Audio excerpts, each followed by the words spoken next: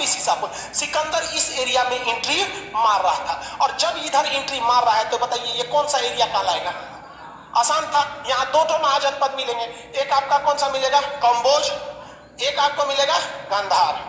तक्षशिला राजधानी थी, तो वो इस एरिया में आने लगा। कौन? सिकंदर। अब सिकंदर जब यहाँ आने लगा तो तक्षशिला जो जगह था, तक्षशिला के एक गुरु थे जिनका नाम था चाणक्य, विष्णुगुप्त या कौटिल्य, तीनों उन्हीं का नाम था। उनके पिता का नाम था गुणी, तो गुणी पुत्र चाणक्य, गुणी पुत्र चाणक्य तक्षशिला यूनिवर्सिटी में प्रोफेसर थे। तो उनको एक बात पता थी कि अगर सिकंदर यहाँ आ गया तो सिकंदर के मतलब ऊपर एक सनक सवार है कि हमें पूरे विश्व को जीत लेना है। उसे जरूरत नहीं है, लेकिन उसे सनक सवार है कि हमें पूरे विश्व को जीत लेना है।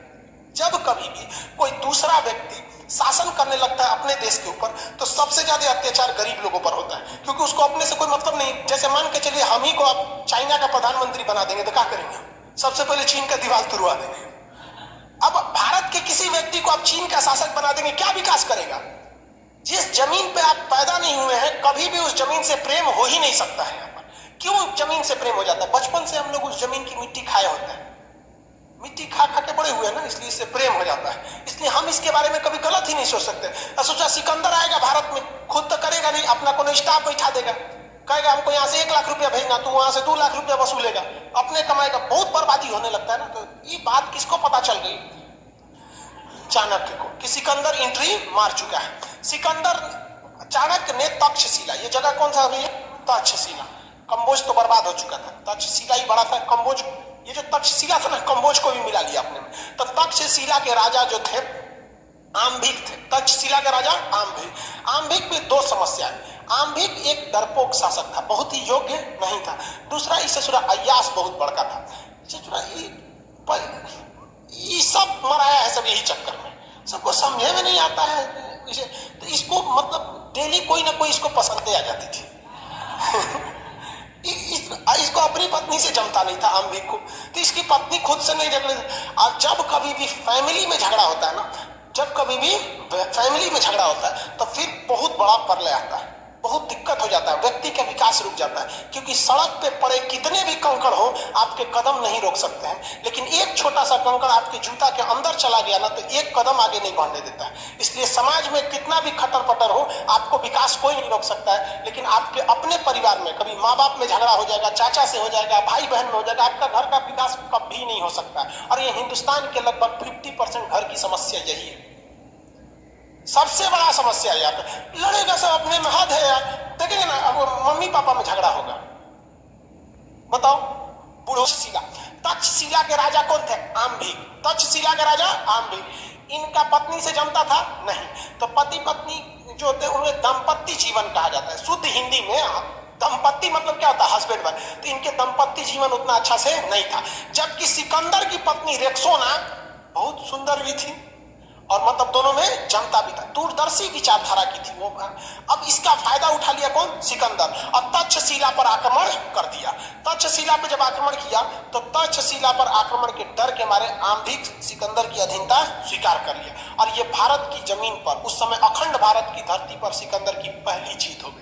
और आम्भिक यही नहीं रुका, चोट्टा उसने कह दिया कि आप आगे बढ़िए, और यहाँ सिंध का राजा पोरस जो है, पोरस को हराने में हम आपका साथ देंगे। तो पोरस को मारने में खुद भारत का राजा आम्भिक था और सिकंदर की फौज थी। सिकंदर की फौज ने जितनी बुरी तरह से पोरस को नहीं मारा, उससे बुरी तरह से उसकी सारी सूचनाओं को लीक कर दिया गया। किसके थ्रू? आम्भिक के थ्रू, तक्षशिला के राजा आम्भिक। और पोरस को भी क्या कर दिया गया? हरा दिया गया। और पोरस को जब युद्ध के मैदान में हराया गया तो पोरस को उसको रथ से घसीट के लाई सिकंदर की सेना, सिकंदर के सामने खड़ा किया गया। सिकंदर ने बोला कि देखो तुम क्या चाहते हो, मेरे घुटने टेक दो, मैं तुम्हारी जिंदगी बकस देंगे। कहा कि काट तो हमको ऐसी थूकी हुई जिंदगी नहीं चाहिए, आम्भिके को दे दो, वहां पर नहीं रहना हमको ऐसे किसी के भीख पे पलना। तो बहुत खुश हुआ सिकंदर, बहादुर ही बहादुर की इज्जत करता है वहां पर, बहुत खुश हुआ। और सिकंदर की पत्नियों खुश हो गई। तो सिकंदर को कहा कि रे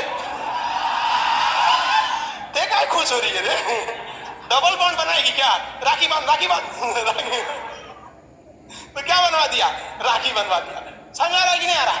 सिकंदर भी टेंशन फ्री हो गया, क्योंकि बहादुर था, इसको टेंशन था कहीं कहीं व्हाट्सएप नंबर मिल गया तो दिक्कतें हो जाए।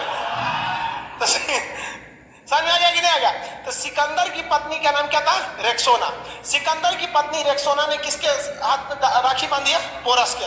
अब पोरस को कहा गया कि देखो हम तुम्हें एक राजा की उपाधि देते हैं, तुम्हारा सब कुछ तुम्हारी वीरता को देखकर लौटा देते हैं, बदले में तुमसे एक ही चीज मांगते हैं, जब तो हम आगे की ओर आक्रमण करेंगे। किधर की ओर? मगध की ओर, क्योंकि अब मगध इतना आगे आ चुका था, तो तुम हमारी क्या करना? मदद करना। अब इससे तो घेरा गया पोरस। रीजन क्या है?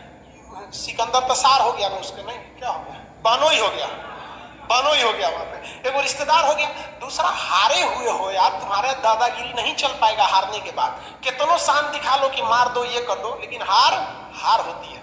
तो मजबूरी में अब पोरस, आम्भिक दोनों और सिकंदर तीनों की अब भूमिका किधर थी आगे बढ़ने के लिए? भी दो राजा का गुरु का नाम चाणक्य। ये कहाँ आए थे? मगध में। समझाने किसको?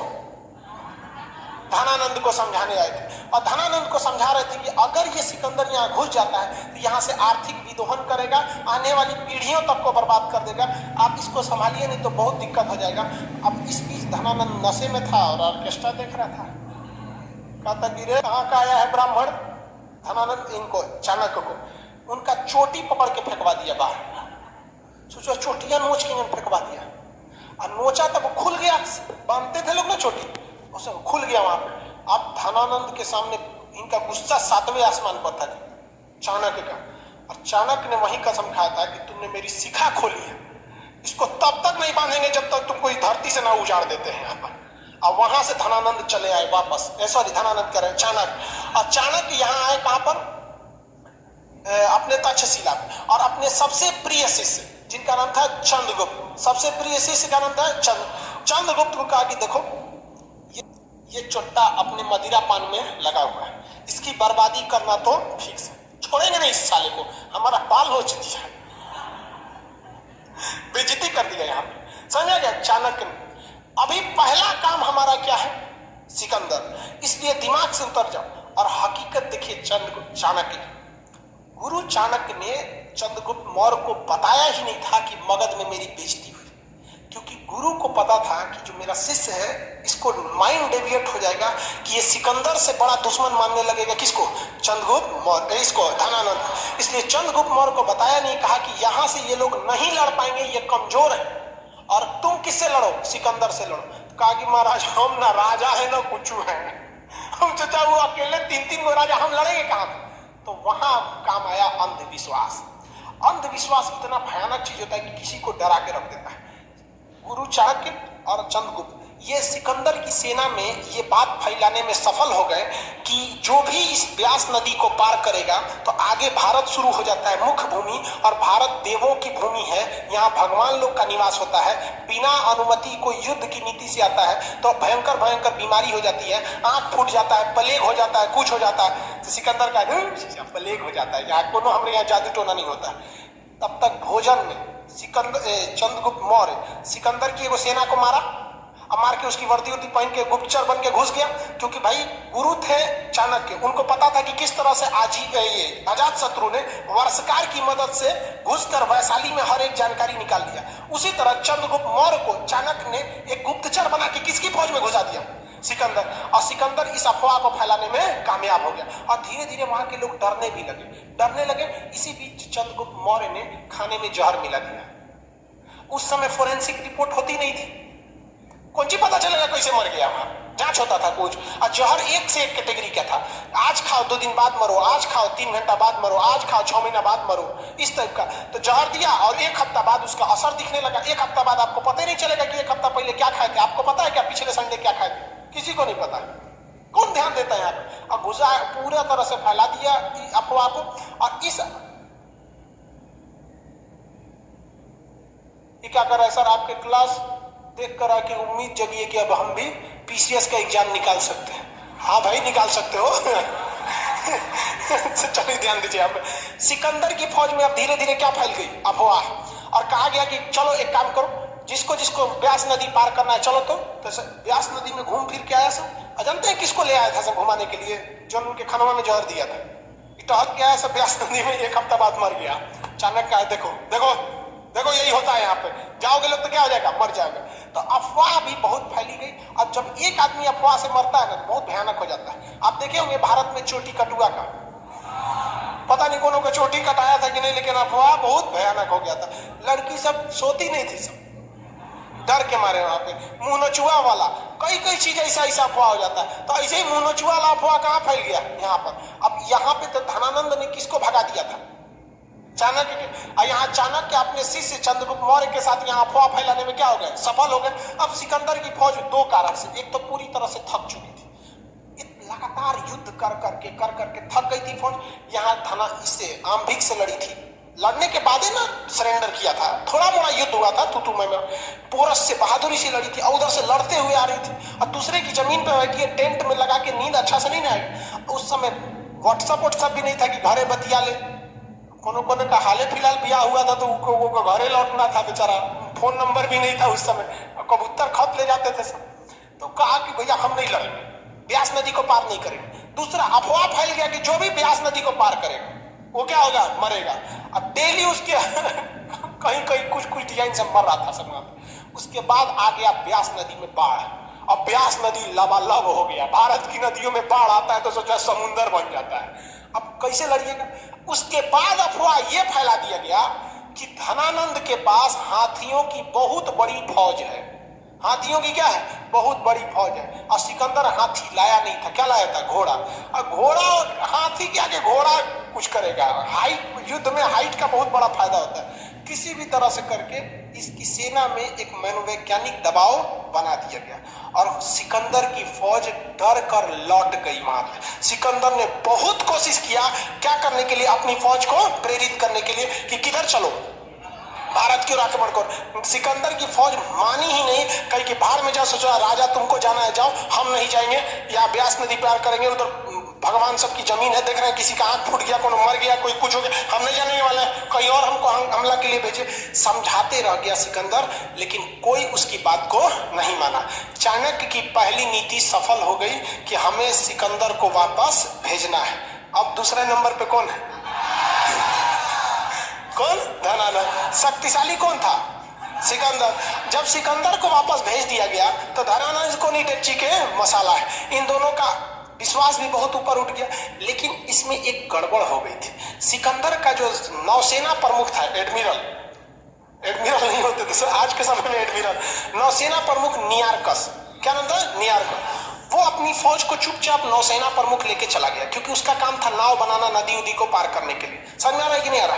तो सिकंदर का सेनापति नियारकस जो था वो तो लौट गया, लेकिन सिकंदर का थल सेना प्रमुख जो था सेलुकस निकेटर, क्या नाम था? Seleucus Nicator. उसको डाउट था कि यहाँ कोई श्राप से लोग नहीं मरा है, कुछ ना कुछ यहाँ पर गड़बड़ है। वो सिकंदर को नहीं जाने देना चाहता था, लेकिन सिकंदर भी अपनी फौज के आगे मजबूर था, लौट गया। सिकंदर लौटा। यहाँ पर जब आक्रमण किया, कब किया था? 326 ईसा पूर्व। 326 ईसा पूर्व। किस राजा को हराया था? पोरस को। किसे? पोरस। अधीनता किसने स्वीकार कर लिया था? आम्भिक ने। किस नदी के किनारे इन्हें हराया था? झेलम नदी के। झेलम नदी का नाम क्या है? वितस्तता। क्या नाम था? वितस्तत। लेकिन इसे हाइडेस बीज कहते हैं। सिकंदर इसे क्या कहता था वहां के लोग? हाइडेस बीज।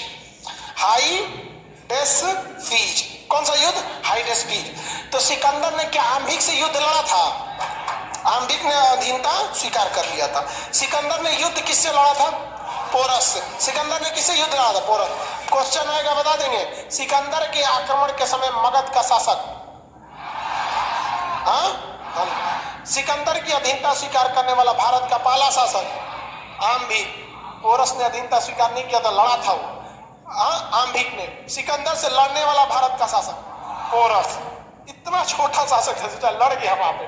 पोरस की कलाई पर राखी किसने बांधी थी? रेक्सोना। किसका? रेक्सोना।